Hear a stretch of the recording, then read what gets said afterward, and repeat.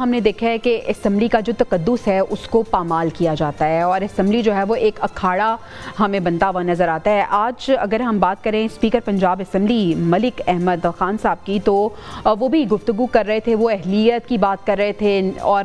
نااہل ہونے کی بات کر رہے تھے۔ وہ یہ کہہ رہے تھے کہ اگر نواز شریف صاحب انہیں پاناما پہ نکالا جاتا ہے تو پھر اسمبلی کے فلور پہ جو لوگ اسمبلی کا تقدس پامال کرتے ہیں تو انہیں بھی نکالنا چاہیے۔ پھر وہ یہ بات کر رہے تھے کہ اسپیکر کے اختیارات تو لامحدود ہیں، لیکن ہم پھر بھی اپنے جو اختیارات ہیں ان کو بیجا استعمال نہیں کرتے۔ یہ ساری گفتگو وہ کر رہے تھے۔ عادل صاحب، آج اسپیکر پنجاب اسمبلی کی گفتگو، اس کا اگر آپ کرکس نکالنے کی ہم آپ سے کہیں کہ اس کا کرکس کیا ہے اور کیا وہ کہنا چاہ رہے تھے اور اسمبلی پہ ہوتا کیا ہے، اور ممبران اسمبلی جو ہیں ہم دیکھ رہے ہیں کہ اسمبلی کے تقدس کو پامال کرتے ہیں، کیا کہیں گے آپ؟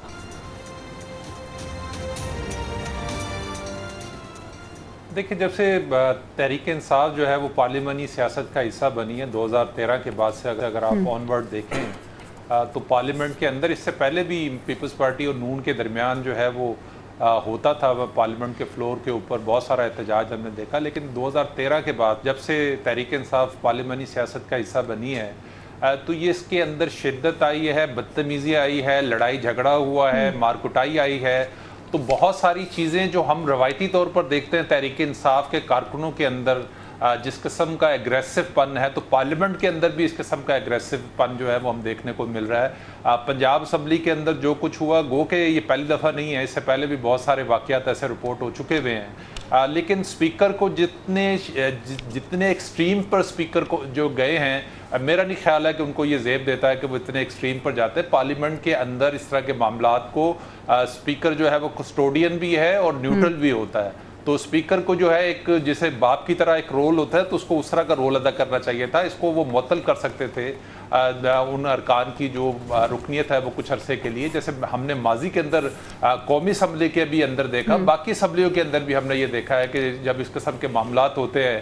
تو کچھ عرصے کے لیے جو ہے ان کی رکنیت معطل کر دی جاتی ہے سزا کے طور پر، لیکن اسپیکر تو ایک سٹیپ اور آگے چلے گئے، وہ ان کو مکمل ڈی سیٹ کرنے کی طرف چلے گئے، جو میں سمجھتا ہوں کہ ایک تو پہلے ہی جو بچی کچی جمہوریت جو رہ گئی ہے اس کا بھی بڑا غرق جو ہے وہ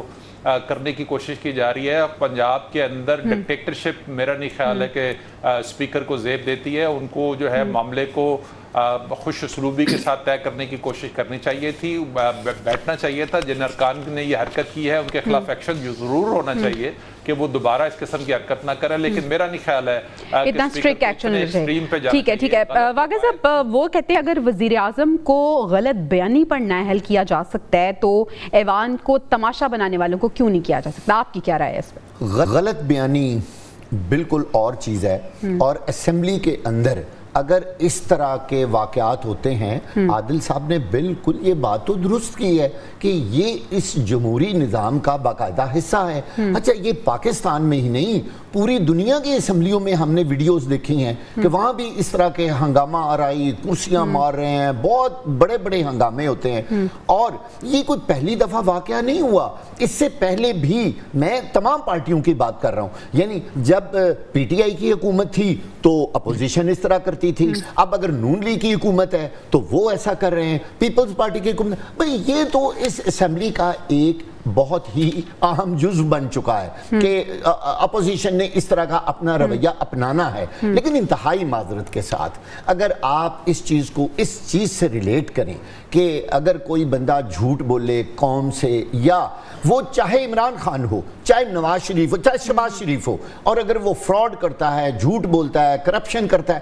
اگر اس بات کو اس بات کے ایکول سمجھنا ہے تو میرا خیال ہے جناب اسپیکر صاحب یہ بہت بڑی زیادتی ہوگی۔ اسمبلی کے اندر ہنگامہ آرائی کرنا اور بات ہے، پوری قوم سے جھوٹ بولنا، میں بار بار کہہ رہا ہوں اگر عمران خان جھوٹ بولے گا تو اس پر بھی وہی حد لاگو ہونی چاہیے، وہی قانون ہونا چاہیے، وہ عمران خان ہو، وہ شہباز شریف ہو، وہ آصف علی زرداری ہو، وہ بلاول بھٹو ہو، وہ کوئی بھی ہو، مولانا فضل الرحمان ہی کیوں نہ ہو۔ تو بھائی بات یہ کہ آپ ذرا دیکھیں کمپیریزن کیا ہے۔ اور آخری بات ہے، اسمبلی کا کام تو لا میکنگ ہے، آپ قانون سازی تو کر ہی نہیں رہے۔ بتائیں نا کہ असम्बली ने आज तक कौन सा कवानीन जो नए बनाए हैं और कितने अबॉलिश किए हैं। आप इस वक्त अंग्रेजी दौर के कवानीन CRPC और PPC आपकी जो चल रही है वो 1865 की जो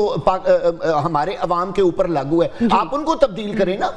नए तकाजों के मुताबिक कवानीन सामने लेकर आए। आप यहाँ तो अरकान असम्बली के ज़हन में एक बात है कि हमने फंड्स लेने हैं, आप ना तो लोकल बॉडीज का इलेक्शन होने दे रहे हैं ताकि वो नीचे से डेवलपमेंट करें, उनको फंड्स जाएं, नहीं, ये काम हमने नहीं